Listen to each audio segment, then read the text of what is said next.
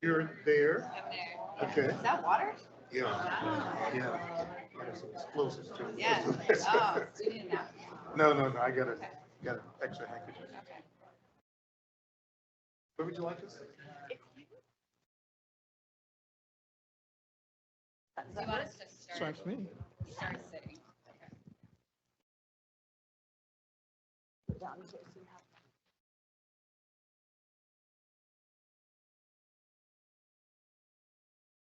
Good afternoon. Thanks everyone for joining us. I'm Marissa McCoy. I'm VP for Diversity Affairs for the AFCEA Lexington-Concord chapter. And it's great for everybody to join us in person and online. This is a special event for us as we've held this diversity speaker series for I guess about 3 years now, but it's been virtual the whole time. We started in the peak of COVID, so it's nice to see some faces and have our presenters in person.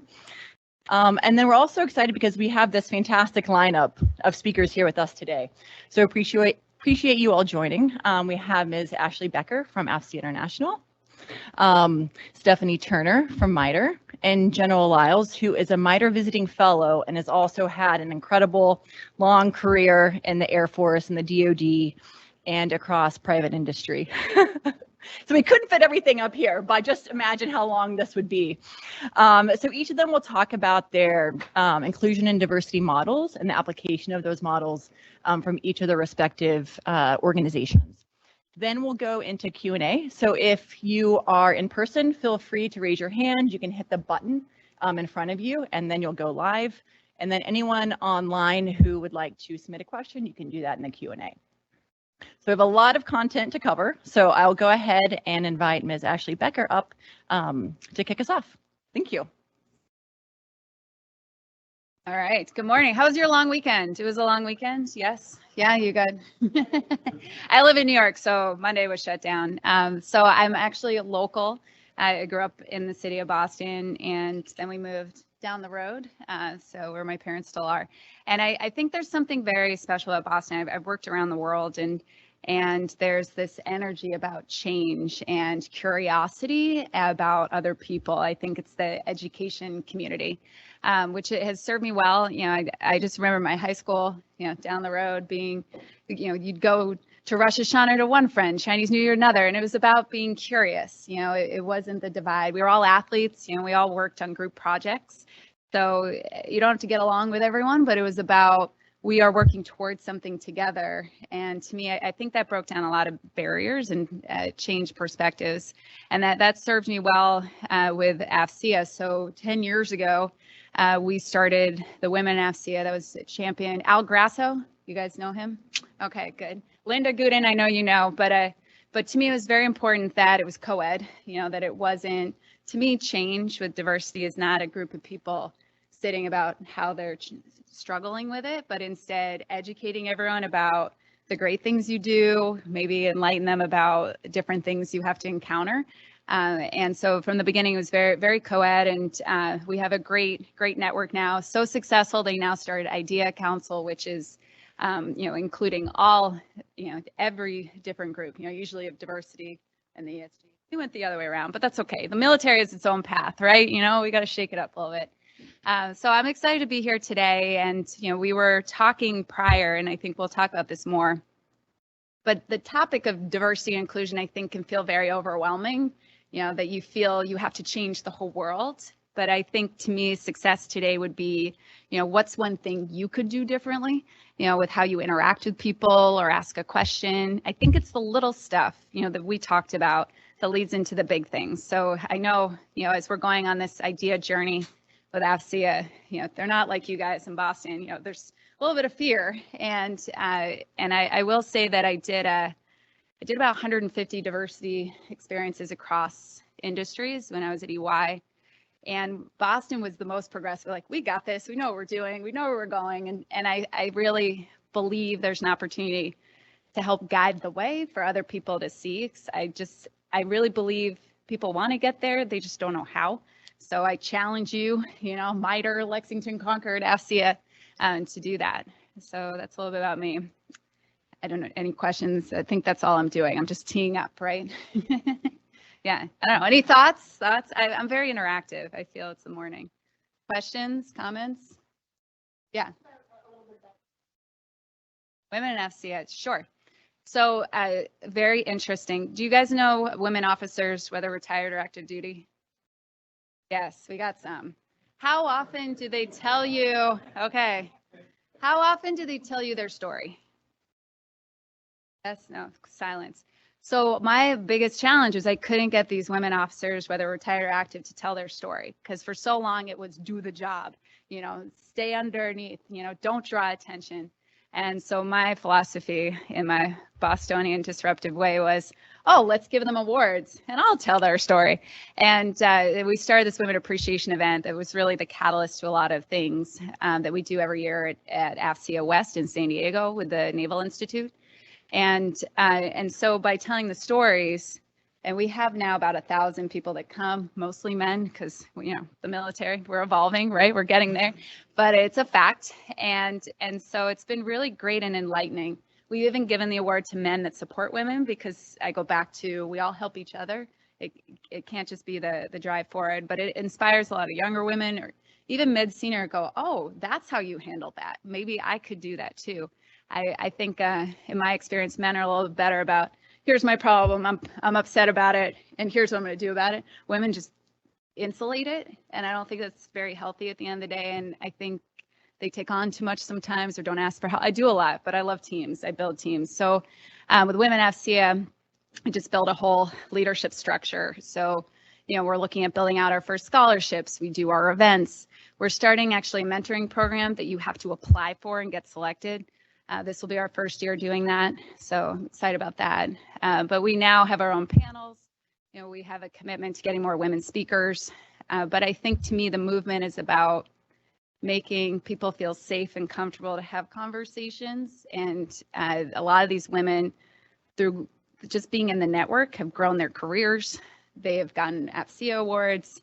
They've gotten divorced and started their own companies or got remarried or whatever they did. And I think that to me is success. It's, something that helps people on their journey and be their best selves and be happy.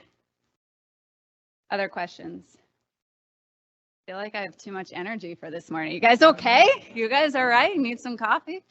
Okay. All right. Well, I'm looking forward to continuing the conversation.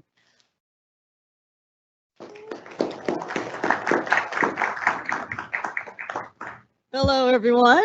Good morning. It's good to be back here. And similar to Ashley, I grew up here in Lexington, so I love seeing my name in the town up there originally and being back here. It's been a journey here at MITRE. I've been here 3 years, and so we've been doing diversity, we'll say inclusion, for a while, and now we start to add more letters. I said pretty soon we'll have the whole alphabet, but adding equity, also A for accessibility. There's always something, so that is what we talk about change. As people, we're evolving, as companies, as countries, it never stays the same. It's not static, and so a lot of times that's hard for people to adapt, embrace. It's one of our cultural attributes around adaptability. And I think for us that do diversity, we're comfortable doing that because really I look at us as change agents. And really it's about changing those behaviors. And so that's where the I is very important. That's the inclusion. We all are diverse in our multiple dimensions of who we are, our self-identities.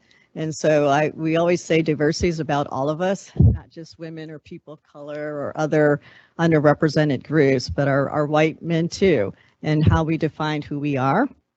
The inclusion is the harder part in terms of how do we interact with one another? How do we get to know people better? How do we break down our assumptions, our biases that we have, our lived experiences? And so part of what we put together is a framework that I try to keep things simple around 3 strategic areas. So the first is awareness. We're all on a different journey in terms of our background and what we were exposed to. And so how do we heighten the awareness so we're all on a level playing field? We put a lexicon together to make sure, how do we define those words at MITRE? I've worked for 7 different companies. We define diversity and inclusion differently at each of those companies.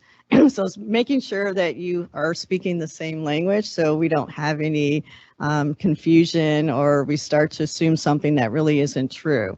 And those daily interactions is what we try to do here, is around trying to cultivate a sense of belonging.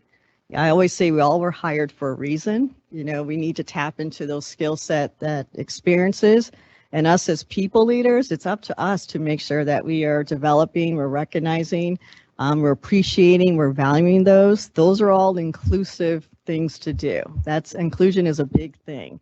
And so as you step into different environments, you know, just kind of check it in and say, how do I feel? I know every time I interview with companies, I just look out there and see, how are people talking to one another? Are they rude? Do they ignore one another?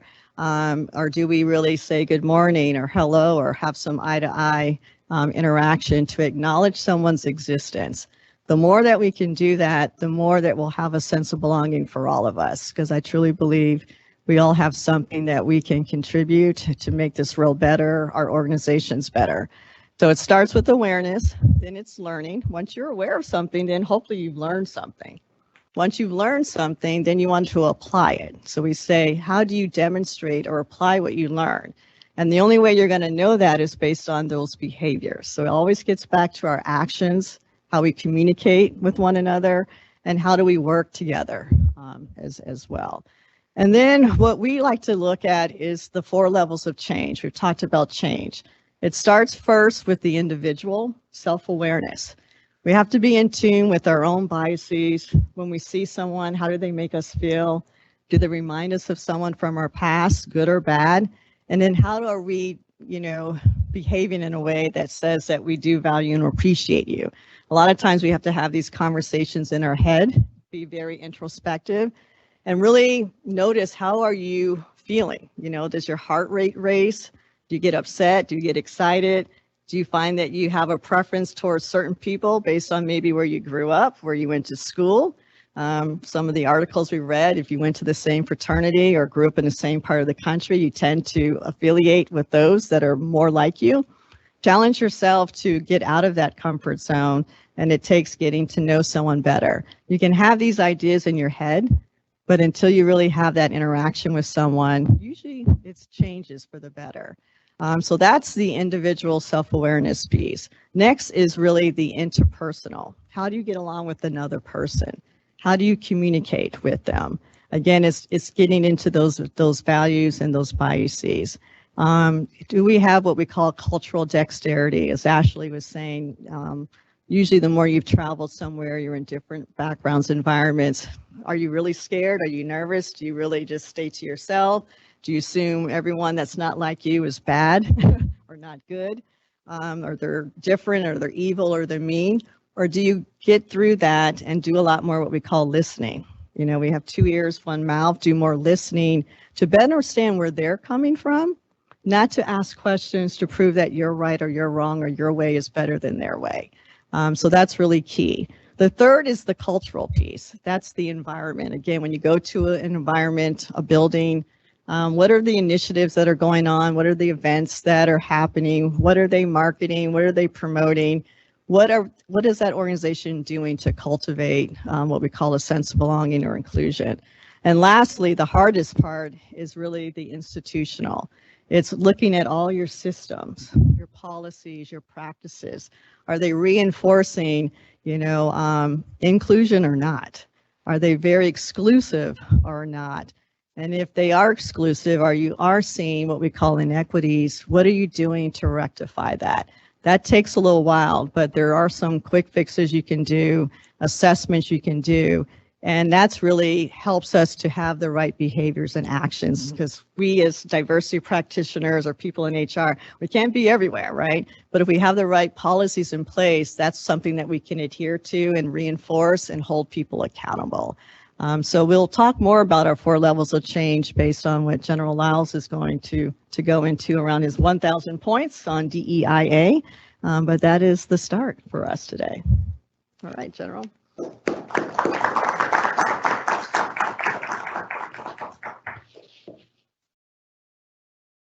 Okay, Stephanie, Ashley, thank you very much. You know, I've already learned something just listening to the 2 of you, and the sort of professionals, if you will, both in terms of HR, but also diversity and inclusion, and the practitioners of day to day and how to really address it. I love the points that Stephanie mentioned. I'm going to come at this a little bit differently, and I hope it will generate some ideas and thoughts and probably questions when we get to both our conversation, but also to listen and hear from each one of you. But I'm going to start by dispelling and hopefully averting a couple of questions. First, my granddaughter, Michaela, works for AFCEA down at the headquarters in Northern Virginia, and we were doing a Father's Day dinner at my house the other day, and her father, my son, decided he was going to show me how to pack a suitcase and pack a suit so I didn't have to check my bags all the time. I am too vain. I'm here for 3 days, this event tomorrow, and then I'm on the MIT Lincoln Laboratory advisory board, and so here for that activity. And for meetings, whenever I go somewhere, I'm so vain, I take a different suit for every meeting, which means either a large bag or literally, that's the way I normally do it. And he was trying to show me how to pack a suit, fold and pack a suit so that I wouldn't have to check a bag. And I will tell you, I was scared to death that if I did that, my suit would end up wrinkled. And so, Michaela, I know you're listening in from AFCEA headquarters. I want to tell you that I did not follow your father's advice. I packed my normal suit with a suitcase with a suit for every day. And so my suit is not wrinkled and I feel much better. So I just sort of dispel a question from my granddaughter. And then the other question, I'm sure some of you have it here. Looking at that picture, you're probably saying, that guy up there is not the guy who's at the podium. It's probably hard for me to believe. It is literally almost 20 years exactly to the day when I retired as a commander of Air Force Materiel Command. It was done down at Wright-Patterson Air Force Base, our headquarters. I'd actually been up here to Hanscom Air Force Base, which is part of our command just prior to that. And there's some interesting things with Lieutenant General Leslie Kinney when she was a commander here. So I will tell you that's me 20 years ago. So you're probably wondering, who is this old guy up here at the podium? So dispel that question right now. What I thought I'd do is just recount, you sort of heard the tactical level advice on HR and diversity and inclusion from Ashley and from Stephanie. I just want to give you a couple of snapshots of the strategic level, what's happening in the federal government, what's happening in the services, what's happening in other government agencies, what's happening even in the White House relative to the subject of diversity, equity, and inclusion, and even what's happening in the corporate level. As I was telling Deborah Zides there earlier today, I am flunking retirement badly. I serve on either as a chair in a couple of cases or as a special advisor on 20 different boards of different types. And so each one of them, the reason we had this idea of 1,000 points of light, I tell people that literally every organization that I've been associated with, every company that I talk to, every place I go to, everybody's doing something in the sphere of diversity, equity, and inclusion. And it literally is like 1,000 points of light. And I point that out because I take, my physics and as an engineer background, it's great that you have that many people, that wide a breadth of interest in diversity and inclusion, but like a laser beam, it would be so much more powerful if we could get some of those entities together, some of those points of light working together, talking to each other, even being aware that the other exists. And so I talk about the 1,000 points of light relative to diversity and inclusion. It is both a compliment and a little bit of a criticism, if you will, that people don't talk to each other about what they're doing to have more power in terms of the things that they're involved in. Quickly, as I said, I want to talk about the strategic level. I'll start literally about 10 years ago, maybe 12 years ago. Congress was very worried about the military in general because they saw the leadership of the military being mostly white males and not very diverse at all. And so Congress in the National Defense Authorization Act back in 2010 made a mandate to the then Secretary of Defense, Bob Gates, said, you need to take a look, form an independent commission to take a look at why the military leadership is not very diverse. And so Secretary of Defense Gates formed an independent commission. It was comprised of 32 different commissioners, which is unwieldy in and of itself, if you will. Representation from each one of the services, active duty, Guard and Reserve, retirees, industry, and academia. I was the only retired four-star who was asked to be part of that. And so automatically somebody said, well, he needs to be in charge of it. And so I became the chairman of what became called as Military Leadership Diversity Commission, MLDC. You can still find our report that we gave back to Congress and back to the Secretary of Defense, and even back to the president at that time was Barack Obama. Some 20 recommendations we made on what institutions needed to do, particularly the Department of Defense, to really make sure that it has diversity in its leadership. We were given a year by Congress to work on that. We were given 16 major questions Congress wanted us to address, the first of which was already touched upon by Stephanie, that is define diversity. And we did exactly what I think is the right thing to do. We defined diversity in the widest spectrum that you could imagine. It wasn't just gender, it wasn't just race. It was skills, it was backgrounds, it was experience, it was neighborhoods and that sort of thing. We defined diversity in the broadest sense because that's what's needed in any organization, whether it's MITRE, whether it's AFCEA, whether it's the Air Force, whether it's Department of Defense, whether it's NASA, if you will. You really need to have diverse skills and backgrounds if you're going to be successful. And corporations have learned that too. So we gave our report in 2010, as I mentioned, back to Congress, back to Secretary of Defense, and back to, because one of our recommendations was literally to the president, back to the White House. That was 2010. We all know what happened a few years ago, the murder of George Floyd, and the sort of racial reckoning that came out of that for the entire country. Everybody decided they needed to do something to make sure they were addressing diversity, inclusion, equity. I'll talk about equity in just a second. Everybody's trying to do something, if you will. So out of that came a lot of interest. Some of those 1,000 points of light came up at that particular time. One of the organizations that automatically wanted to address that topic was the Department of Defense. Marv Esper was the Secretary of Defense back then. It was the Trump administration. And the first thing the Department of Defense did was to go back to the report that I had given them 10 years ago, or almost 10 years ago, back in 2010. They looked at the 20 recommendations we'd given to the Department of Defense to enhance diversity in military leadership. And what they found probably didn't surprise me, but it surprised a lot of people. They found of those 20 recommendations, only 4 had ever been enacted upon. 16 of them were either put to a side or not really addressed at all. And one of the things they decided to do is we really need to make sure we're addressing everything that was in that report, even though it was some 10 years ago, to make sure we're addressing the kind of things that we need to address to have diversity in military leadership. Now, the reason it didn't surprise me was something that it really builds upon what Ashley was talking about and what Stephanie was talking about. It deals with the culture. Most organizations, when you give them something, they work on the immediate action. They respond to the immediate action. They fail to take a look at the big picture. What do we need to do to change the culture of the organization? What do we need to do to make sure that we're addressing what really needs to be addressed if we're going to really enhance change? One anecdote to give you as an example of that. When we were finishing our report on Military Leadership Diversity Commission report, I was asked by the then Secretary of the Air Force and the then Chief of Staff of the Air Force to come talk about that report to the leadership of the Air Force back then. All the 4 stars, some 3 stars, and the Secretary of Defense. The first thing I did when I walked into the room where they were all gathered, I pointed out to them, Mr. Secretary, Chief, you're advertising this meeting as the first ever diversity conference for the United States Air Force. I want to tell you that 10 years prior to that, when I was a Vice Chief of Staff, the Air Force had its first ever diversity conference.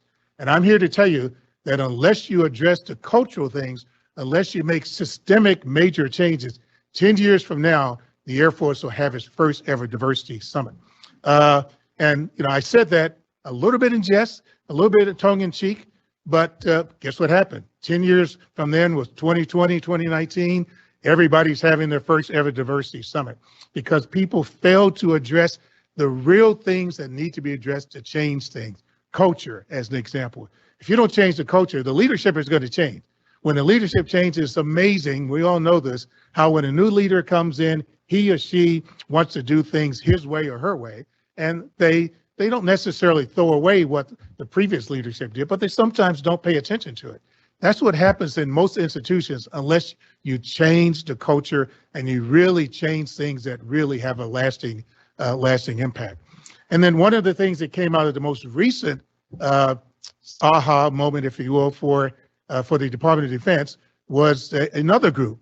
The decision was made, and this was made a couple years ago under the Trump administration with Secretary Esper as the Secretary of Defense, that perhaps we need to establish a Defense Advisory Committee on Diversity and Inclusion.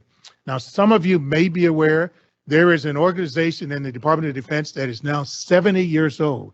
It's called DACO-WITS, Defense Advisory Committee on Women in the Services. It's existed since 1952, and it still exists. I think that's good in some respects because it keeps focus on women in the service. I think it's bad, particularly when I apply that to diversity, because it sort of implies that we're going to be working this issue for another 70 years, and I hope that's not the case. Anyway, they decided to create a DACO-DI, Defense Advisory Committee on Diversity and Inclusion, and though I didn't volunteer, somebody said, oh, we need to get General Lyles to be the chair of this group because he was the chair of this other group 10 years ago. So this thing you see listed up there, Defense Advisory Committee on Diversity and Inclusion, is what I'm doing now for the Department of Defense. I can answer questions about what we're focusing on, but one last sort of strategic look. Every organization I'm involved in has some diversity aspect of it. I'm an engineer and scientist, and I probably every year, maybe not like Ashley, I don't give 150 different speeches and talks on diversity. Well, I'll tell you, it's getting close. It's getting close. I'm getting asked to do more of that than I get asked to be as an engineer and talk about space. NASA has a advisory council. It's called the NASA Advisory Council. I've been part of the NASA Advisory Council for many years, and I was asked by now 3 NASA administrators ago to be the chair of the NASA Advisory Council. So I've been chairing that for several years. And one of the things the current NASA administrator, former Senator Bill Nelson, did when he came on board, he said, I don't want you just to look at our space program, just to look at our aeronautics program, just to look at our science programs. I want to focus on those things that really impact the people for the future. And so he asked me to bring on some special people to look at diversity and STEM as part of our NASA Advisory Council. So we're focusing on that. We were already, but even more so because the NASA administrator wants to do that. The National Space Council, some of you are familiar with. National Space Council has been on the books for some 20 years. Not every administration uses it. It was stepped up significantly in the last administration, and the Biden-Harris administration decided they want to continue that. The Vice President of the United States chairs the National Space Council, and at the last administration, they decided to create an advisory group for that Space Council. I was part of that advisory group, but under this administration, Vice President Harris asked me to chair that advisory group. So I also chair the National Space Council's advisory group, and I'm here to tell you that one of the major things the Vice President is really interested in is diversity, equity, and inclusion, particularly in the space enterprise. I sat beside her in a meeting a couple of months ago, and it was very clear. Sure, she's interested in the science and all the things we're doing in human exploration, but she's really, really interested to make sure that our space enterprise for the United States is as diverse as it could be, and as equitable as it could be, and as inclusive as it could be. So those are some examples at a strategic level of things that are being done. I could talk about some more here because I'm flunking retirement, as I said, but I'll stop right there and look forward to both a dialogue with Ashley and Stephanie and any question you might have either at the technical level or at the strategic level. Thank you.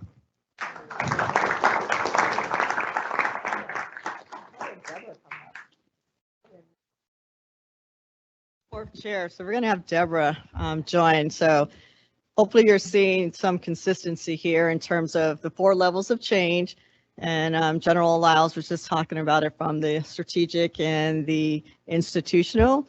Now we're going to delve into the interpersonal and talk about the mentee and mentor relationship between Deborah and General Lyles. So I'll have you share a little bit more about that and how we are today with the two of you.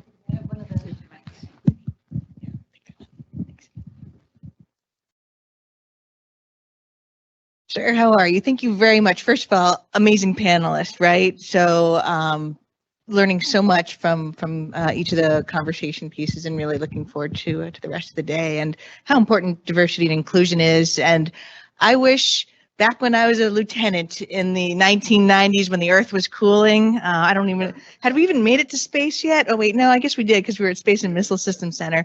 But the wealth of knowledge and the tools and the structures, I wish I had then what you've created for this generation and the future generations. So just amazing, and thank you for your time and your patience.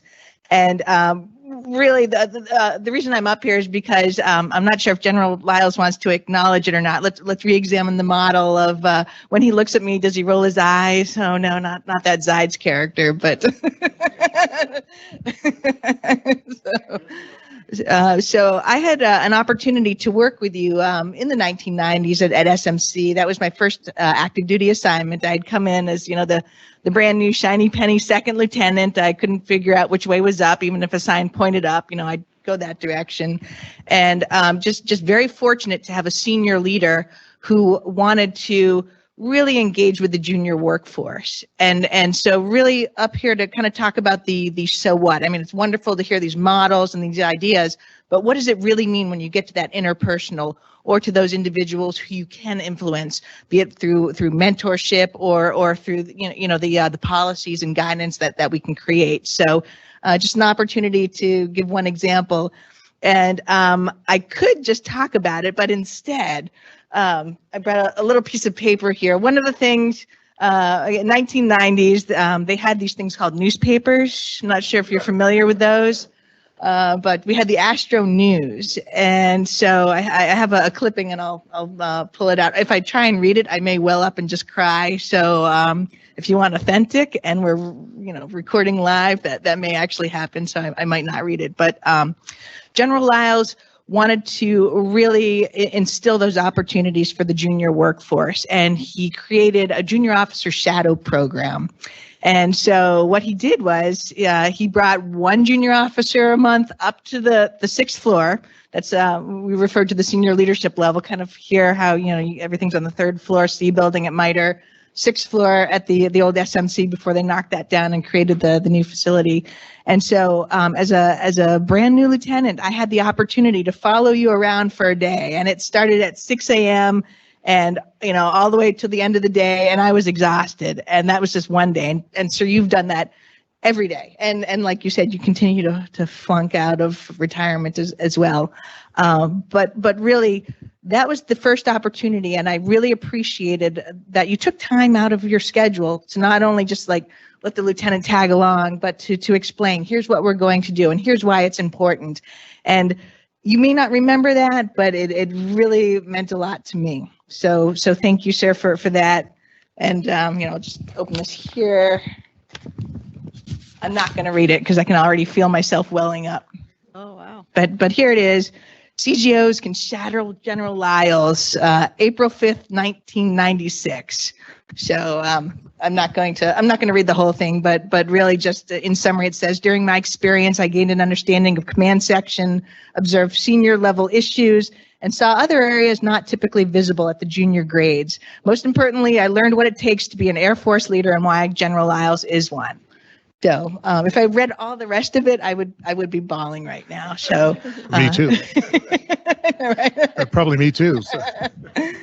And it wasn't just a one and done, because then fast forward a few years into the 2000s. Now I was in the Air Force intern program. So Kevin, kind of like NSAP, the National Security Accelerator program here at MITRE, where it's a little bit of a competition to be able to get in, and then the opportunities and run around all of MITRE to learn everything in this amount of time. The Air Force had, for junior officers, they brought 50 of us to the Pentagon a year. and they let us run around the Pentagon. And for any of you who have run into the interns back in the days of the Pentagon, yeah, Scott's shaking his head. Now you understand how my behaviors. But nothing good can happen from 50 captains running around the Pentagon. But while I was there, that's when you were the Air Force Materiel Command commander, and you would have the 06s all come together and talk about the programs. And you said, Zides, you're in the intern program, you're just walking around. Why don't you come on out for a week and participate? And again, the fact that you invited me out to be able to see the experience, to see what the senior leaders are doing in acquisition, that also made an impact. And it's not just me, but all of my successes. So I own all the failures, because that's me experimenting in life, right? We all try, and sometimes we succeed, and sometimes we get the gut shot, right? But that happens. Or if you're not trying and learning and not failing, you're not trying. So but really all of that has played into my career and my successes, and I've used that as my model for when I reach out to help others. So I think my whole world, my whole leadership style really is because you took time out to mentor, this, and I won't go into the diversity inclusion part, but like there weren't very many Jewish females at Space and Missile Systems Center in the 1990s. And, around Christmas time, when I worked on the holiday party, I would have to explain it's a holiday party, not a Christmas party. So going from that to the grace and the empathy that you had for this little lieutenant, and again as a captain, and continuing, it's enabled me to become the individual who I am today, the leader I am today, and to turn that back to the others out there. So that's a case in point. I just wanted to share. Deborah, thank you very much. You're going to make me cry here. Well, thank you. I never looked upon asking people to get involved in those things as a Jewish female engineer. I looked at a young person who I knew could contribute and has great capabilities and potential. And it's just incumbent upon any leader, to me, to build a team, to build a successful team, and to make sure everybody has the opportunity to be as successful as they can be. And so you were a star in my eyes at the very beginning, and you still are. So it was an honor to have the opportunity to do that. By the way, I tell people, I mentioned this report we gave with the Military Leadership Diversity Commission. In the report, one of the 20 recommendations we gave back to the Secretary of Defense and the President and the Chief of Staff of the Air Force and everybody else was about mentoring. For leadership, for any position, mentoring is so critically important. And it's something that people sort of have held up as if it's something that's so mysterious. We all are and can be and should be mentors. We all can be mentored. You can have somebody sitting beside you who perhaps is not at your grade level, maybe even a grade below. But if they can help you accomplish something, just ask them, and that person can be a mentor to you. The same way with bosses. I always tell anybody, you should make yourself available so somebody can come to you and feel comfortable asking a question, and just to give them advice. That's mentoring. That's what mentoring is all about. We make mentoring sound so mysterious, but everybody is a mentor. Everybody can be mentored. In my opinion, everybody should be mentored. So, Deborah, God bless you. Thank you. Thank you for sharing, Deborah. And from that, based on your career now here at MITRE, what have you learned during your relationship, that mentoring relationship? And how are you applying that in your current work? Well, I have thoughts on that, but I'm going to check in with someone else first.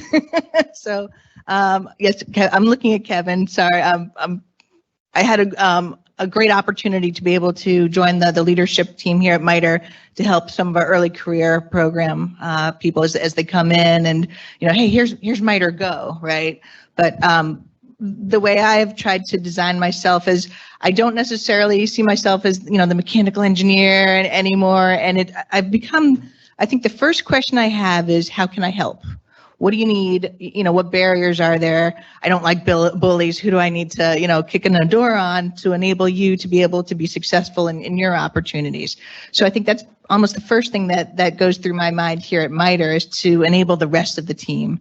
I think the second part is also, how do we help the customers, and or we refer to them, I guess, as sponsors, right? So here I am now on the non-govy side of the house, and sometimes I still say the we. You know, how are we going to address this problem? Because I don't recognize that barrier between government, industry, academia.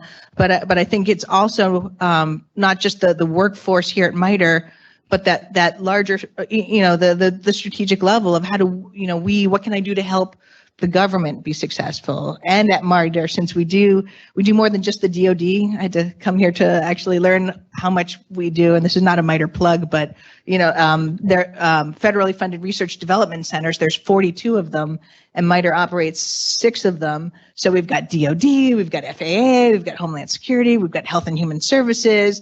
And so to be able to take the lessons and the experiences and the skill sets and apply those in other ecosystems has been an amazing opportunity. And so I've done that. But kind of going back to Kevin, that's how I see myself. Not to put you on the spot, but I'm going to put you on the spot from your end, coming in new.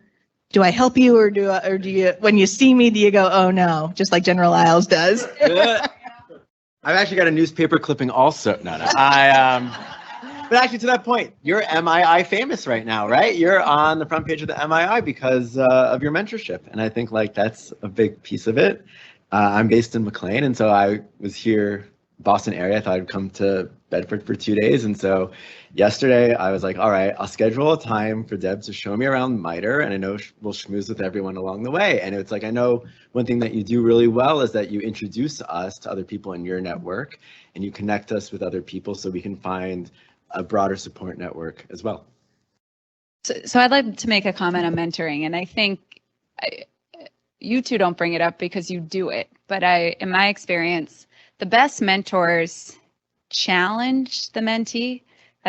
Don't tell them do what I did. Instead, what brings you joy? Where do you want to go? Great, you're having a good time, but what's next? And I think you have those tough love conversations, but it works both ways, right? The mentor has to be open that they might be on a totally different journey than you, and that is great mentoring, which I think you guys have exhibited, and that's why you've gone on the journeys you've gone and diversified, and everything you've done. But I also think I challenge the mentees, don't go in there telling how great you are.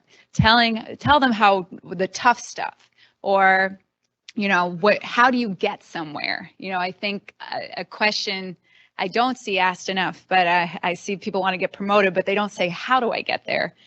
Because what you get then is now not just a mentor, but you get a sponsor, or you get someone coaching you on how to get a sponsor to get you promoted and get you to where you want to go.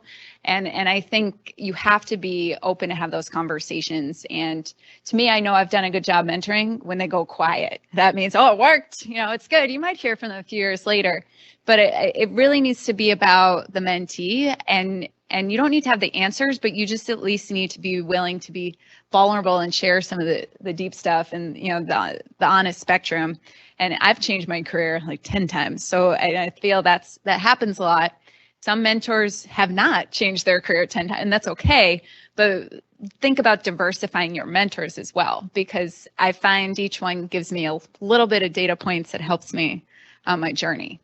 So to me, it's not a check in the box, but it's the spectrum of your world and your community that gets you to where you want to go, and might even surprise you. I've even had people tell me to do things I never thought I could do or would do, and I nailed it and got promoted that next year. So, at the Army, AFCEA, it took a while, but we worked with the Air Force, and yeah, it took a long time, but I learned a lot. Yeah. Let me just build upon Ashley's very, very appropriate and cogent comment. Again, to remind people, mentees and mentors.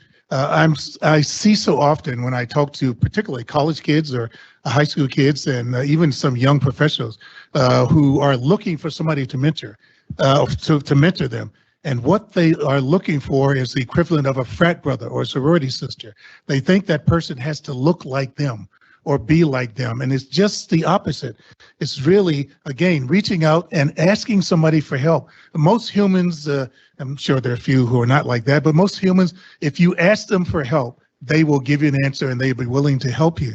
It's reaching out and asking somebody who may be completely different from you, but if that person can help you, please just reach out to them. Don't think that you have to, a mentor has to be somebody who looks like you, same race, same gender, etc. A mentor can be anybody who can help you to advance and help you to understand and be a better person. And it's something I love about AFCEA. You guys all AFCEA members? Yes, no, we got one. It's a volunteer place where I can test stuff out. So very often, because I like to disrupt, which can ruffle feathers a little bit, but I can test it out at AFCEA, have my mentors coach me, but they see how I work. And then when I take that to my job, but they're always my first referrals when I'm looking for a job because they see how I work, but it's in a volunteer space. I don't have to find someone at the company I'm working at, and you might even be looking for another job within your company, but you may not want your leadership team to know until it's something that becomes real, and it depends on the situation. But AFCEA has been a really, I think I have some of my best mentors, and they're, I'll work in other industries too, but I don't work with them all the time to get paid, and I can take risks, and you won't get fired, and and I think that's been a great journey, and I've been at AFCEA as a member longer than any company I've worked at, so they probably know me better in my journey. So that's something I've really appreciated. But you have to go find them, and there has to be a chemistry. They're not your buddy, but there has to be something that syncs, where there's something that brings you two together. Like Deborah, thanks Deborah for today, but she's got a great energy, and she's like, come to Boston. I'm like, no problem. I'll come see my parents, come from New York. But Can I ask a question? Cool. Yeah. You've been talking about mentoring as individuals, but how about at the corporation level? The Department of Defense just added a historically Black college and university.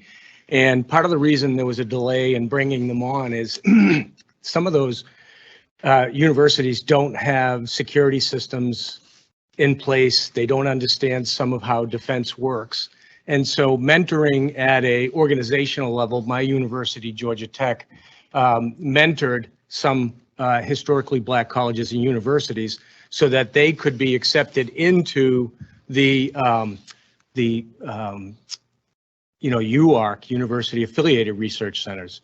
So can you talk a little bit about mentoring at an organizational level? Does MITRE help, a small business that's, disadvantaged and so forth? If you go ahead. I just want to say a quick comment.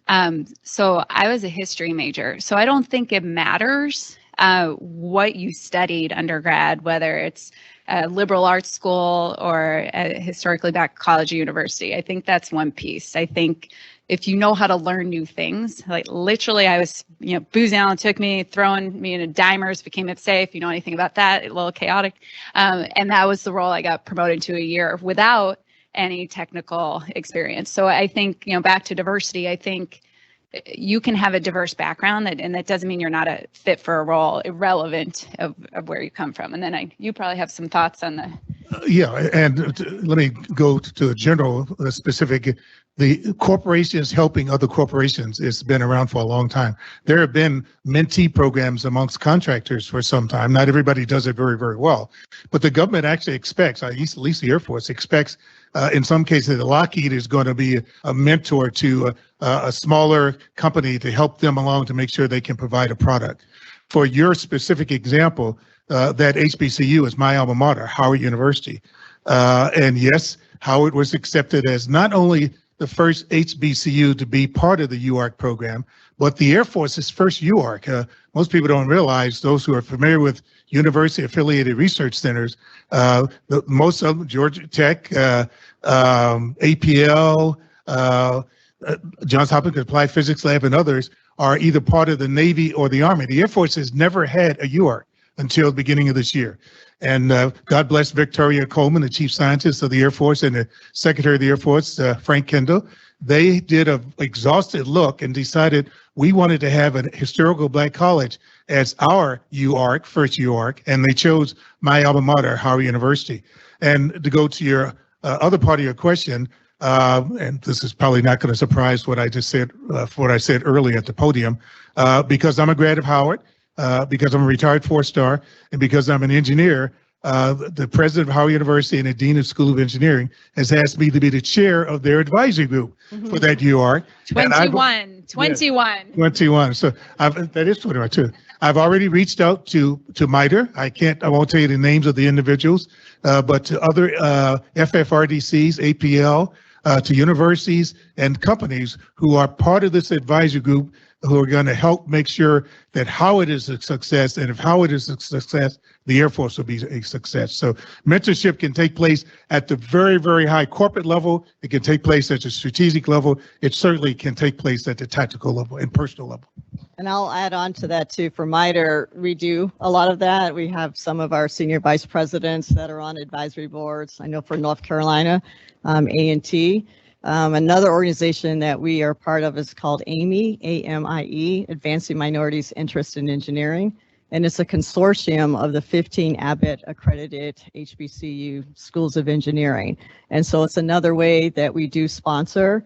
Through my team, we do have a great partnership with two, we'll say HBCUs. One is Alabama A&M in Huntsville, where we also have a location. And then also with Norfolk State University, where we have a location there, Hampton Roads. MITRE also funded a research project right when I was getting started 3 years ago that really looked at all of the great resources that these 15 Abbott accredited universities produce. They have limited resources. However, they produce majority of our Black engineers, our Black doctors, Black lawyers. I'm also a product of one undergrad at Spelman College. It's not a research university.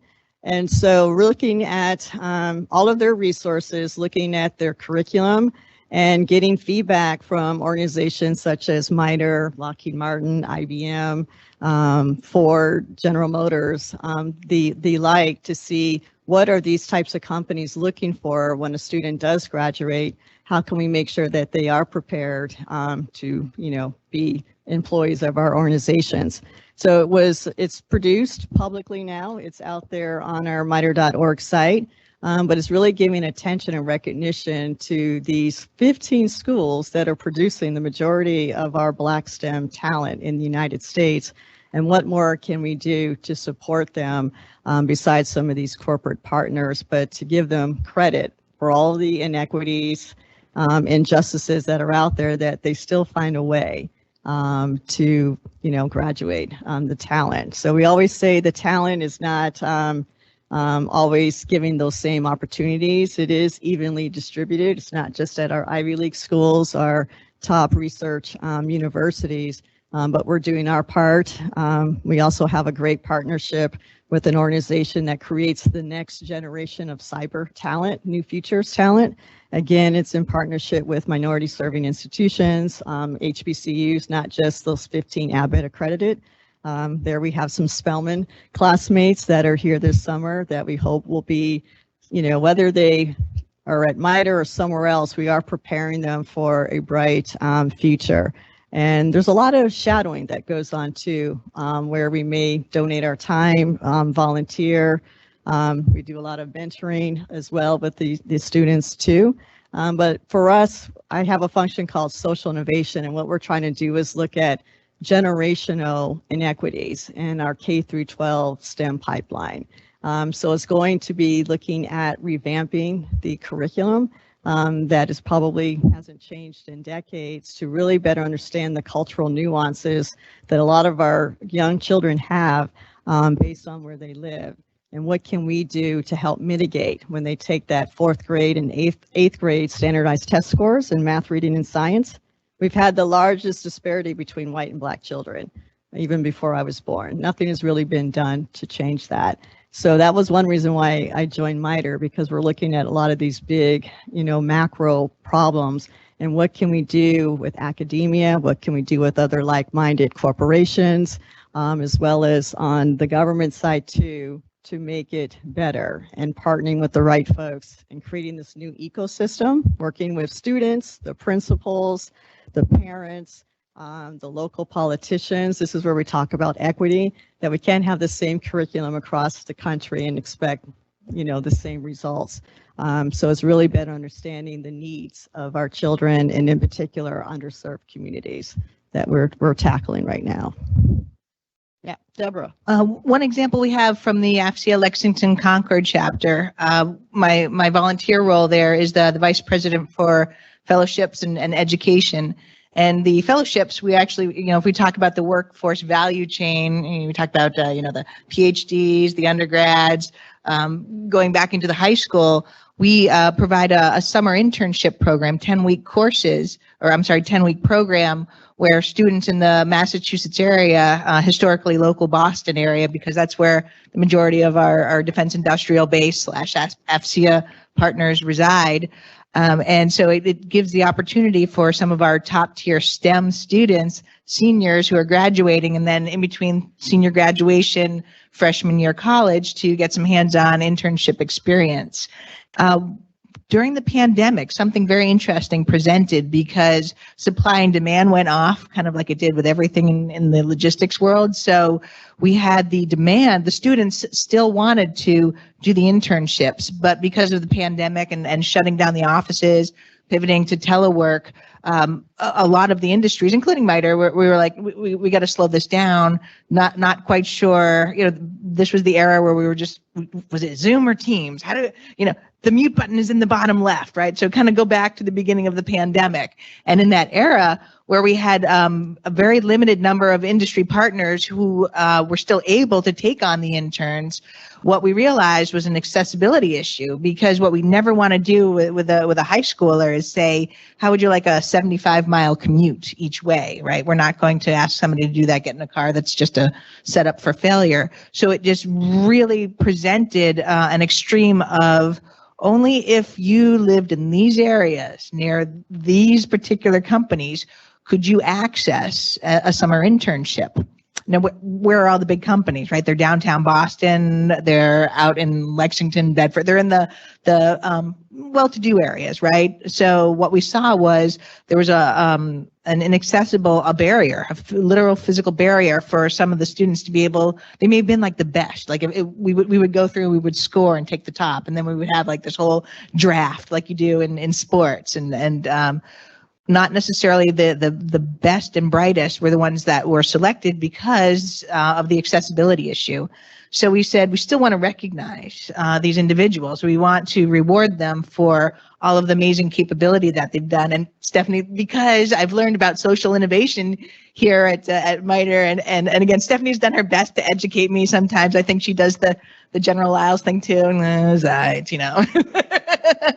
but we created a social innovator award where we're providing $1,500 scholarships to students who maybe because of the inaccessibility physically, they can't drive to the locations where the opportunities are for the summer internships, but we're still giving them something to recognize and reward, to say you're amazing, wish we had something closer to you, or one day when we advance enough where industries are partners are willing to bring on remote hybrid activities, we'll bring those individuals on board. But really just creating the Social Innovator Award for recognizing those individuals when you look at their resumes of what they're already doing at the high school level to influence and shape the future out there. So I'm glad I don't have to compete against them like you guys. But I think you bring up a point, because there's also the tech accessibility problem, where in New York,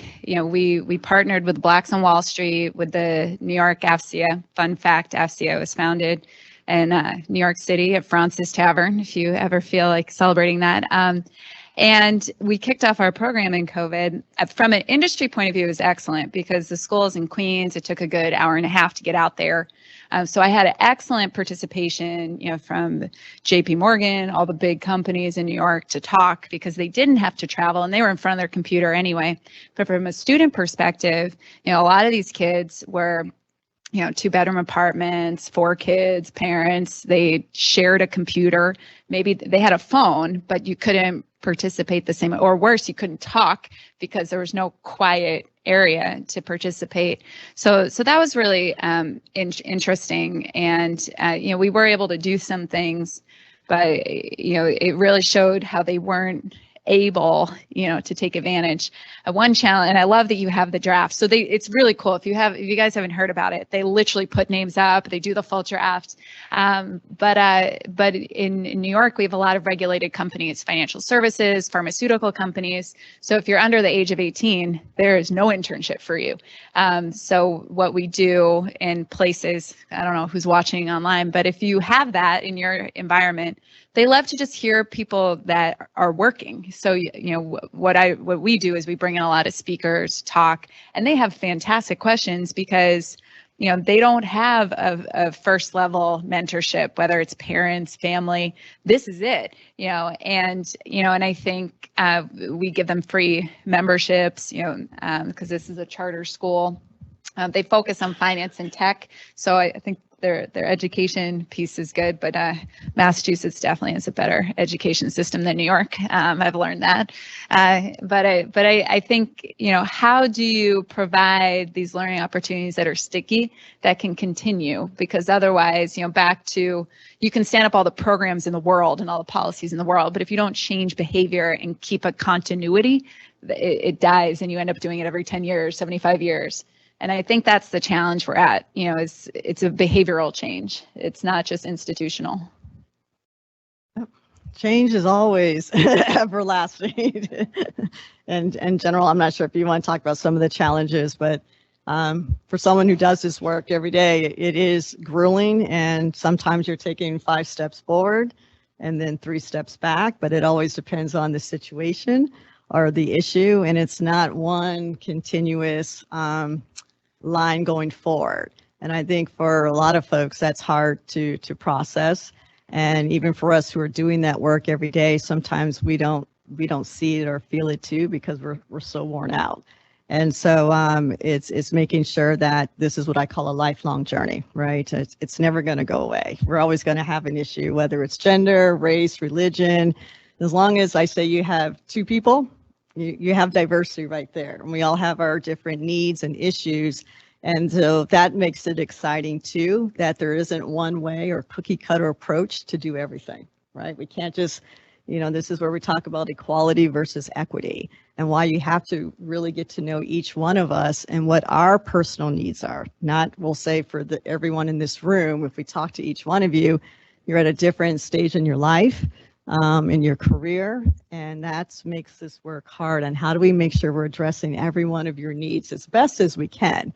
And I can't say it's utopia, but that's always been my North Star.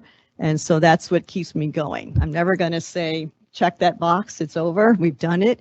And I personally get offended when people ask me, when can we say that we're finished with diversity? When we can say we've done our part, we've done enough? And I would say, I always respond, do we do that with other professions, with other careers? Do we ask that about engineers, people in finance, accounting? Do we ask them, oh, when is what you're doing is over? And so we're just like everyone else. This is a career. There's always a new issue. As I say, the dynamics are changing, not just internally based on who we hire. Demographers are telling us all the time, what's going on around the world. Politically, socially, we're all a microcosm of what's going on outside. And so your life doesn't end too. So we always have to make sure, what are we doing to make things better? And that can be hard, but if we can try to focus on our values and making sure we're centered around that, and we're trying to do the best that we can, and we have to evolve too, as well. And that's what you've seen us do here at MITRE. What we were doing 20 years ago, we weren't even calling it diversity back then, but it was really the same approach or concept. We've evolved. I've only been here 3 years, and my title and divisions have changed several times since I've been here. So always making sure you can't rest on your laurels, and knowing that as long as we have progressive milestones, that we're moving in the right direction, is satisfying for me. So I don't know if others want to talk about some of those challenges. No, Stephanie, I think you hit on a couple of major concerns. One of the things we wanted to talk about were challenges. And for me, the big challenge that I'm really concerned about with diversity, equity, inclusion, diversity, equality, and inclusion, however you define the E, is one, culture. One is the other is complacency, because a lot of people are wondering, when are we going to stop this? When have we achieved the goal? When are we going to stop having courses and training and these kind of lectures and discussions about the subject? It gets too much into politics nowadays, and I'm going to avoid that, if you will, but it really does scare me. I will tell you as an example, in the Department of Defense, you notice where it's called Defense Advisory Committee on Diversity and Inclusion. I was talking to one of the leaders of one of the services, the Marine Corps, recently, and the first question he asked was, what happened to the E? What happened to equity or equality? Are we not working on that? And some companies no longer talk about the E. It's because they have equated, or they're listening to other people equate the E to the fact that everybody should have the same, exactly the same thing, instead of having the same opportunity. And don't need to tell any of you, there are politicians who are fighting against that tooth and nail. And there are states that have banned even doing discussions about this in school systems, et cetera. And it really does scare me, because I see the pendulum is not coming back, but it's not going where it should be going as fast as it was a couple of years ago, or even a year ago. That things are really, really getting a little difficult in that regard. So I'm concerned about that. I see it all the time. I'm a member of the National Association of Corporate Directors because of serving on different corporate boards. NACD has really had to put the push on this again with corporations. A couple of years ago, they knew that the SEC, Securities and Exchange Commission, they knew that the Institutes for Shareholder Services graded companies on how they were doing in terms of diversity, equity, and inclusion. Those institutions are backing away from that. They're not pushing it as much, and that means some companies are no longer pushing it as much. And so I'm just really, really concerned about the complacency, and I hope people will take Stephanie and Ashley's and Deborah's advice and keep pushing. We're not there. We'll probably never be there. It really is too important for all of us and for our organizations and our country to keep pushing, and don't stop because somebody doesn't like the way one word is defined. As I say, I don't operate out of fear. So I'm not one to be reactionary, and knowing, as we say, you keep your eye on the prize, that North Star. And I'm proud to say MITRE hasn't backed away either. I wouldn't be here today. In fact, my role has expanded. And so I'm not just doing diversity and inclusion and social innovation, but now corporate sustainability. So that keeps me excited and engaged, and knowing that our leadership, our board, is fully behind us. They're the ones pushing us a lot too. Another reason why I came here, because it does start at the top. Jason is right there too. Again, I've never worked for a CEO that is authentic and passionate in the conversations that we have, but he truly believes and lives this as well. It's not fake. So that keeps me committed and here at MITRE too. So the history major in me, and I appreciate all that, is that you can do your great things and you can have your support. But if there's also people, middle, lower layers doing, and it can be little things. It doesn't have to be you go do a big protest or rally. It can be very simple as, oh, we're hiring people. Okay, let's think about this. Or we're doing a panel. Let's make sure, we got a little mix. I think you did a good job. We got some diversity here. And, it's just asking the question as you are making decisions. I don't think it has to be, it's funny. We were talking. We were both in the dual county league, and we both went as far away as we could.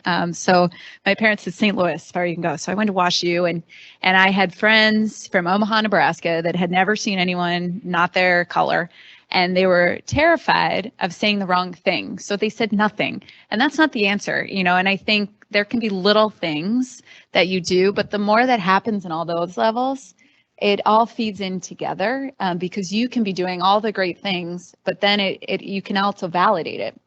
Women in AFCEA, we started as a mechanism to bring in more members. I didn't see it that way, so I kept going, but it worked. And being able to bring a following and prove it out, and each organization and culture is different. Know your culture. I think that's very important.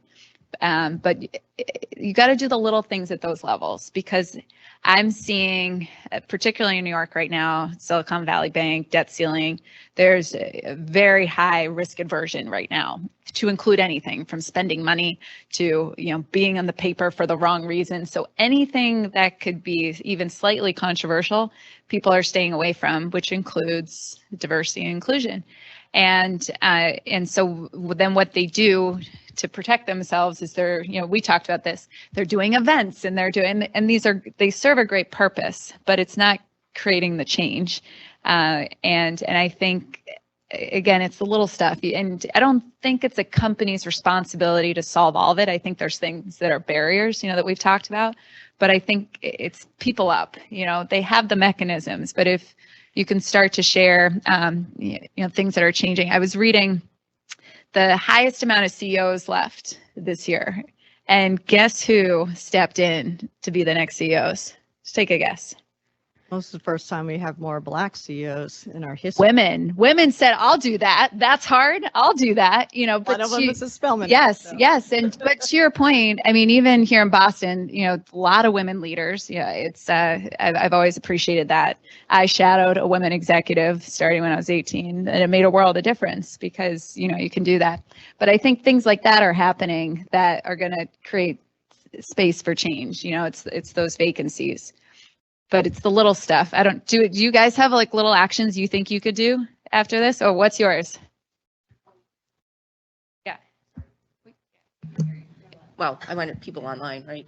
Yeah, I mean, we do ask those questions, and we keep asking those questions. Do we have diversity in our candidate pools? Do we have diversity on our hiring panels? When you pick somebody for a special team, think about who you're picking, right? Don't always go to the same people all the time. There's tons of stuff that we can do every day.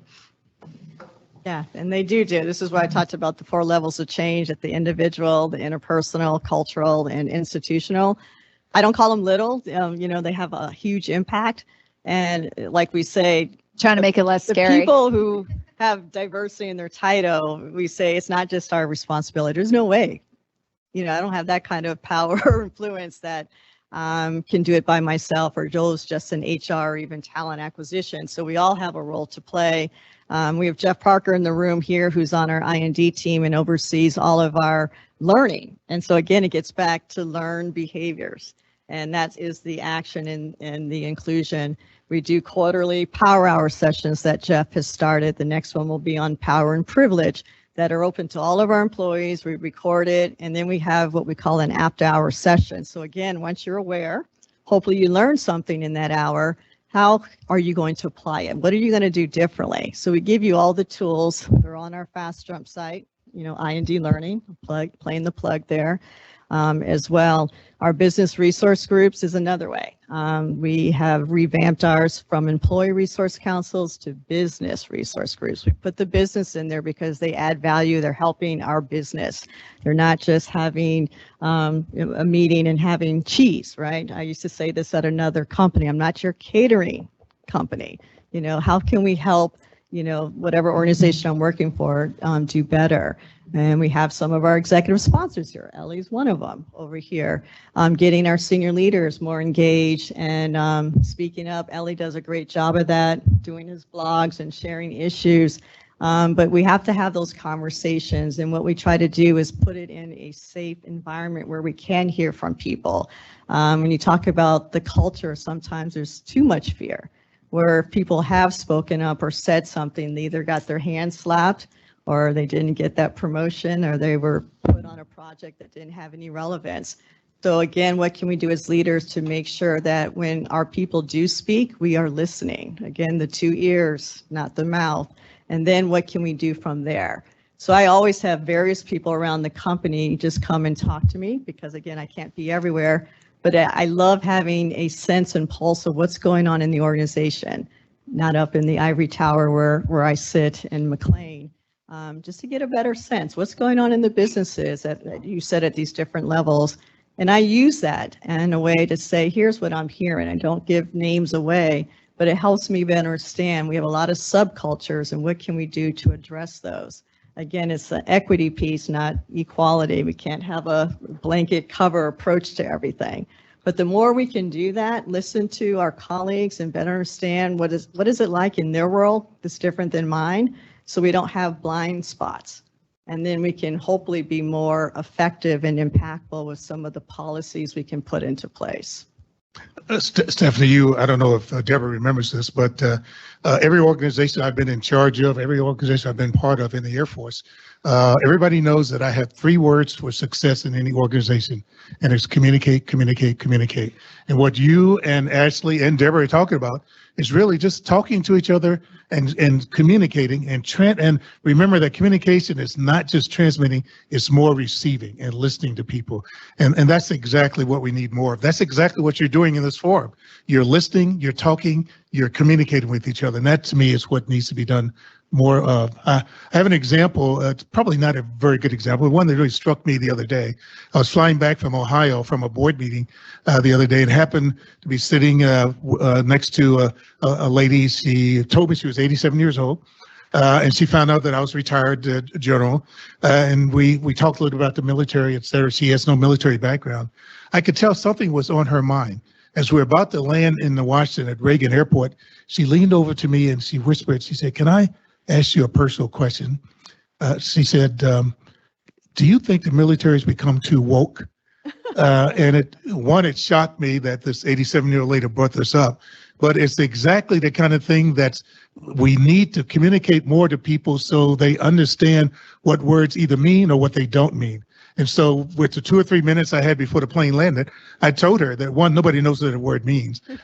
2, I told her that it's a 4-letter word, in my opinion, a bad 4-letter word. And we talked about that. And as she finished and we got off the plane, she said, "Thank you. I never talked to anybody about that. And you've changed my position on that subject." Just that little bit of communication with this 87-year-old lady, I hopefully made a difference. So communicate, communicate, communicate.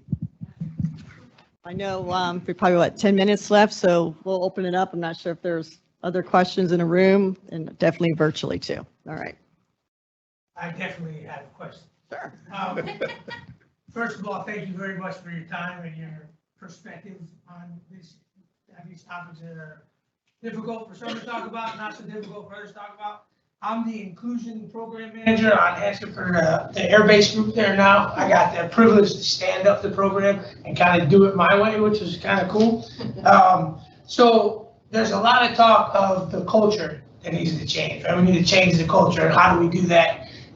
Is it really that difficult? Is it not that difficult in order to make progress? So what I want to kind of throw out there, and let's have the privilege of having me chew down to the bone for me and how I've built the kind of thing that we got going on over there. Some like it, some don't like it, which is fine. The diversity, right, of what they like the taste of and what they don't. So I believe that it's a messaging and a marketing failure, so to speak. We talked about failure and not being afraid to fail and try again to succeed. So if we do have such a large demographic of the nation that doesn't agree that this is such a good idea, or that doesn't see it as such a good idea, it's incumbent upon the professionals within the community, who are sometimes our own worst enemies, to message and market in a different way.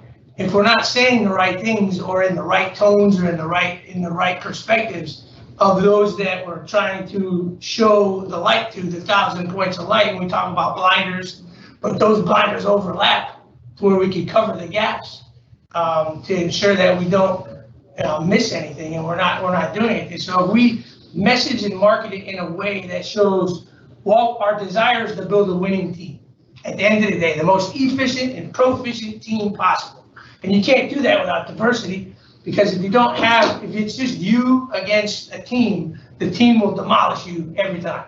No matter what sport or game or thing you're playing, the team will always win against an individual. And if you're surrounded by individuals that are just like you, consider yourself one. You have no team, you have just you. And I think that the community might be perceived as that, as one entity that is given the same message, the same marketing, there's a lot of fatigue that comes with terms and graphics, if you will, that coincide with diversity and inclusion, to where that is exclusive in a way, to where who we're trying to make see the light, remove the blinders from, is who we need to target as our demographic. So winning teams the most efficient and proficient way possible, and that is done through diversity of talent with capability, ability, and potential. And then poke at egos instead of stroking egos.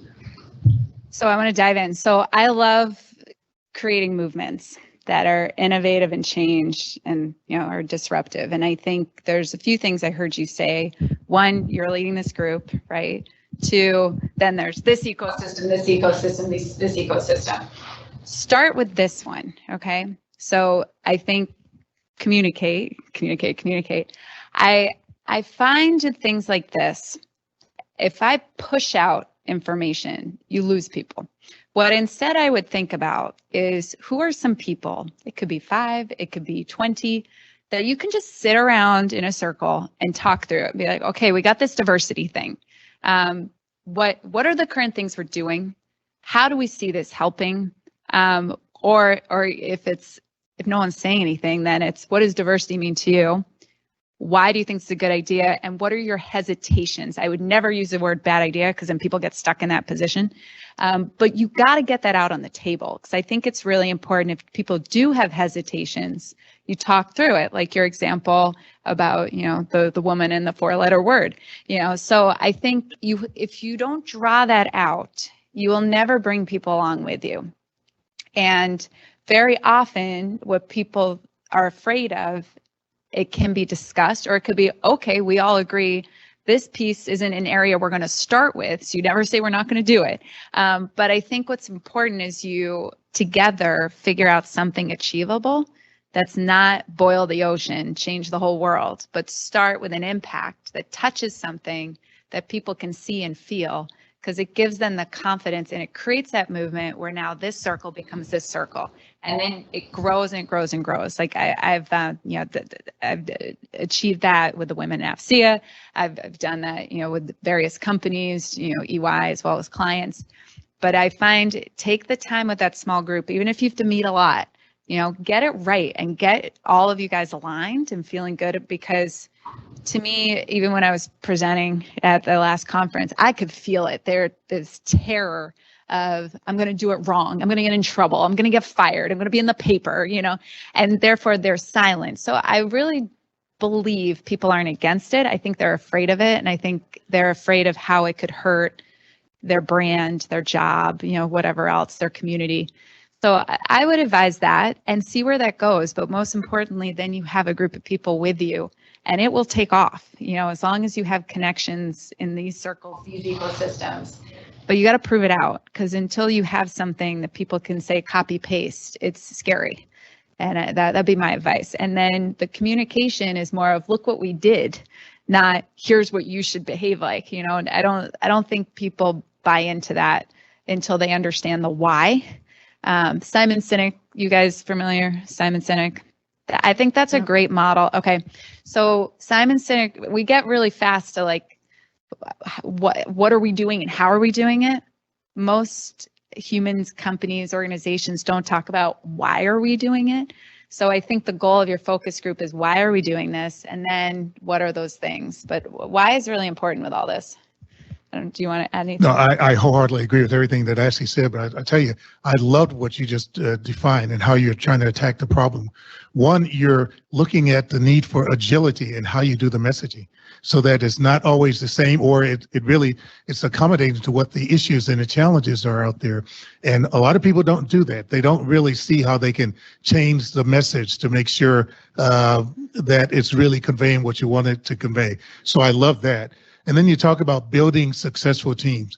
When I was talking to the Chief of Staff of the Air Force, General C.Q. Brown, who's, as some of you know, just got nominated by the president to be the next chairman of the Joint Chiefs. And I asked him, how are you going to deal when you get to go to confirmation hearings in the next month or so? How are you going to answer that congressman or that senator who we know is going to ask you, is the military becoming too woke? By the way, that's a common phrase on the Hill nowadays. And his answer was, I'm just going to tell them that all I'm trying to do is build successful teams, build a successful team of the men and women who are part of America. And part of America means they come from all diverse backgrounds. I asked the current chairman of the Joint Chiefs, Mark Milley, last Monday. I was meeting with him, and I asked him the same question. How do you handle that when that question comes up from Congress? And his comment was immediately, I'm trying to build successful teams. So that idea of building successful teams and making sure that the teams represent what's in in America is, you're right on target. That's exactly the right answer. I agree with everything they said. I tell that with my team. You got to know your why, your purpose, have a strategy. That's your North Star too. And once you have a few successes, I started my career in marketing. So you never want to market or brand yourself if you're really not that. That's the worst thing you can do. You have to be authentic. So until you have a few wins, milestones, thinking small and making sure that team is on point, that's your reinforcement. And so that's why we have our frameworks. Everything we do is based on that framework. We are aligned to the company strategy. I've never had a separate, we'll say, diversity strategy, because I don't want to be siloed. We should be integrated. And so we're wanting the same things that the rest of the organization wants. We want to attract awesome, phenomenal, diverse talent. Not just attract. That's the easy part. It's retaining.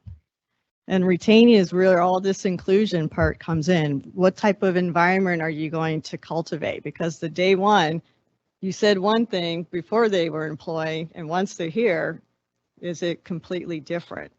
That's the worst thing you can do. That will hurt your brand more than any marketing campaign you could pay millions for. So be very careful on what you're saying, what you're communicating, your messaging, and making sure that you're true to your word on that too. So start small, have a few wins, then you can start to brand yourself and market yourself, and it's authentic. And just really quick lesson learned, former sitting commander, squadron level. I went in thinking, so you forget all the knowledge and experience you have in your brain, and you need to communicate. And your squadron will give you feedback when you are not effectively communicating. And one of the things that I did to make my organization successful was, again, the how can I help? What do you need?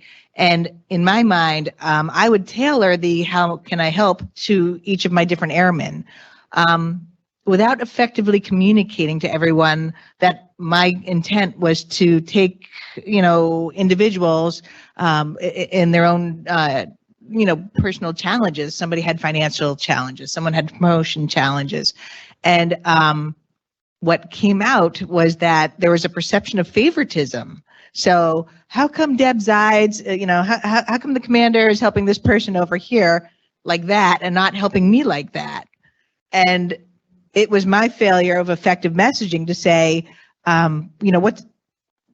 why do you need that, or what do you need? And so my intent was, when anyone came to my door and asked for help, I would make sure that I was enabling them as best possible. But again, the perception of the rest of the squadron was, she didn't come to me and do that for me. So in that messaging, it's that's kind of where that fear can come from.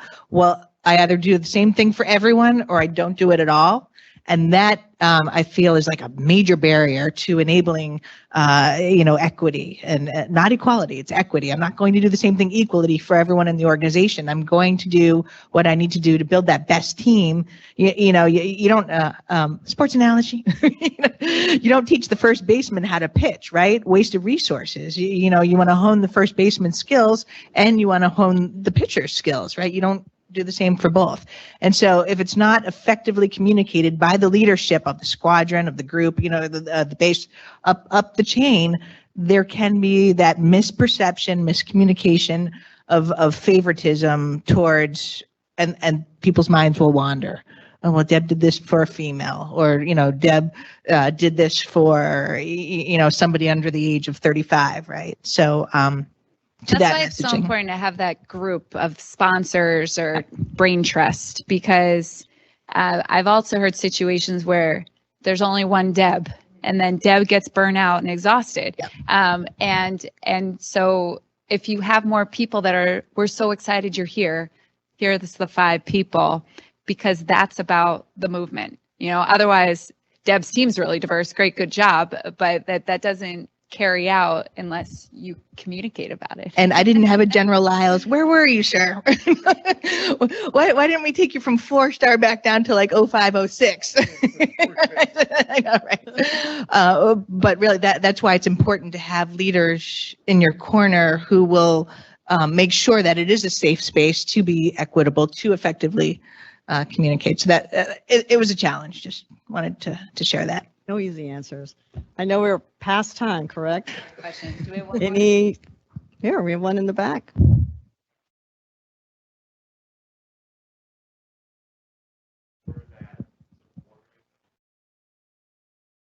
Stories don't unknowingly perpetuate harm, because that's been a thing I've experienced a lot where mentors of mine expect extra human, like emotional bandwidth, energy of me, and it's been something that I've been reflecting on a lot recently, and the harm that's caused me. And a lot of my friends from college, I mean, I talk a lot about this as first generation people of color, college students, and I went to a fancy college too, and it's like even us, the people who made it to the fancy school and who have the fancy jobs are really struggling. Could I get some more details on that? Because I want to, when you say harm, your mentor's causing you harm? Well, just expecting me not to feel pain, not to be human. Oh, okay. Expecting me to Not empathetic. Yeah, just take insults, take people accidentally showing microaggressions and other things, and not showing any kindness towards my feelings as a human. Yeah. It's something that I've seen a lot. Yeah, this is, it's unfortunate, it's systemic, this is where I talk about the cultural dexterity where a lot of us don't have it. So they don't know how to relate to people who are different than them and don't understand another person's lived experience. And so sometimes they have to be more formal programs. I know at other companies I've been to, when I was at ESPN, I had to oversee our mentoring program for ESPN. And we put them through training first, and having some of this, we'll say, IND concepts, and giving them a workbook, because they were going to be mentoring people who were different than them. That's even better to have that cross-relational perspective. We do it here at MITRE. Jeff is part of that on a program that we called Adjuncts and Advocates, and getting back to the foundational understanding of the concepts of IND first, and going through, I'm not sure how long the program is. Is it 7 parts, 2 hours each, over 3 months. Over 3 months. This takes time, right? For most of us who have never done it before, and even for those who think they know it all, there's always, even for me that's been doing this over 25 years, there's always something to learn. We can't know everything about everyone and every culture and language, and so you have to have an open mind. And so if you're in those relationships, is to get out, especially if it's hurting you in a way, or they're not able to listen, or you don't have a mediator or someone who was overseeing the program. At least where I was the person that you could go to. We did draft day because we were at ESPN. We treated it like a sport, but we took our time and really looking at their skills and capabilities, what their needs were. We were a small enough company where we knew all of the leaders and their capabilities, and sometimes we had a debate. So it wasn't like a machine generated mentoring program. Like when I was at Motorola, you would submit a form and the computer would automatically match you regardless if it had the chemistry or not. So there's so many different ways to do mentoring. I've done it, at Liberty Mutual where we did peer mentoring. So it was a group, 4 to 5 people that they really managed and self-run. There's no one way to do mentoring. Other ways is for you to select people that you feel that you look up to and want to learn more from. So I'm sorry that you went through that. I would have to say for a lot of us of people of color, this is really our daily life. And no matter where you are in the organization, I can speak for me, being an officer at MITRE, it doesn't protect me from some of the same issues that you went through as well. And that's why I think affinity groups are so important, whether you call them employee resource groups, business resource groups, employee networks. find a group that you can share, because sometimes you think you're going crazy, right? Is it just me? Is anyone else going through this? And so that's why these groups are so important. I know for me personally, I had to use them when I was coming out. And it was our Pride group when I was at Motorola that was a support system. Even though I was overseeing all of diversity, I came out late in life, but they were so valuable and gave me the space and didn't judge and ridicule me for not being out or not knowing. So now that you're here at MITRE, I hope you know, are you here? Are you a MITRE employee? Yeah. Okay. So you have resources, you have people who you can talk to. I'm always here as well, or my team. And, you know, for individual circumstances, we can always work with other groups or departments depending on, you know, what this program was or the initiative, but know that you're not alone. And so I'm also sorry this happened, and you're bringing it up at the right forum. These are the right people to help you. I would also be more intentional of your mentors.